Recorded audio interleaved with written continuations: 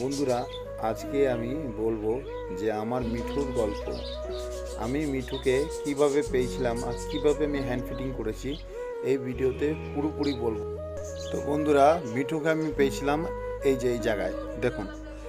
এর যত বাচ্চা ছিল সব মরে গেছিলো, মাত্র একজনই বেঁচে ছিল, সে হলো মিঠু। হ্যাঁ বন্ধুরা, সে হলো মিঠু। সেই দেখো কোণে বসে আছে। আর এই হলো হাড়ির বাচ্চা, যেটা মরে গেছিলো আমার।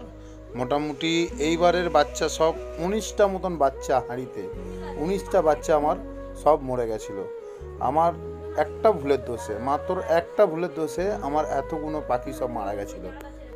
তারপরে বন্ধুরা, লাস্টই ওর মা এই লাস্ট বাড়ি ওর মা খাইছিল আর ওকে খাওয়ায়নি।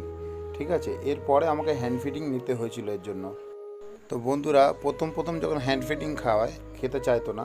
তো এটা কিছুদিন বাদের, মানে যখন হ্যান্ড ফিডিং খাওয়ানো ওকে স্টার্ট করে দিয়েছি, ও খাওয়া নিজে থেকে শিখে গেছে, মানে খেতে পারতো। ঠিক আছে, তারপরেই হলো ঝামেলা বন্ধুরা।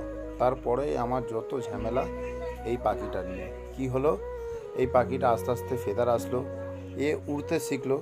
ঘরের সব ফ্যান আমি বন্ধ রাখতাম। একদিন কি হলো, উড়ে গেল।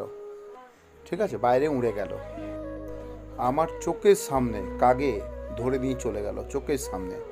যেভাবে হোক মিঠু হয়তো ছাড়া পেয়েছিল, একজন আর ঘরে ছিল। বিকেলে আমাকে মিঠুকে দিয়ে যায় এই অবস্থায় বন্ধুরা দেখুন। তারপরে বন্ধুরা আমি কি করলাম, ভাবনা চিন্তা করে আমি ভাবলাম যে না, ওকে ঘরে রাখা যাবে না। ও নিজে নিজে খাওয়া শিখে গেছে, মানে এবার ওকে খাঁচায় দিয়ে দিই। তো ওকে খাঁচায় দিয়ে দিলাম। অ্যাডেল হওয়ার পরে ওকে জোড়া দিলাম বন্ধুরা। জোড়া দেওয়ার পরে 3 মাস বাদে এখন ডিম দিয়েছে। ঠিক আছে, তো এই হলো মিঠুর আমার গল্প। মিঠু আমার খুব শখের একটা পাখি, মানে এখন অবধি ঘরে চাললে ও উড়ে কোথায় যায় না, ঘরেই থাকে।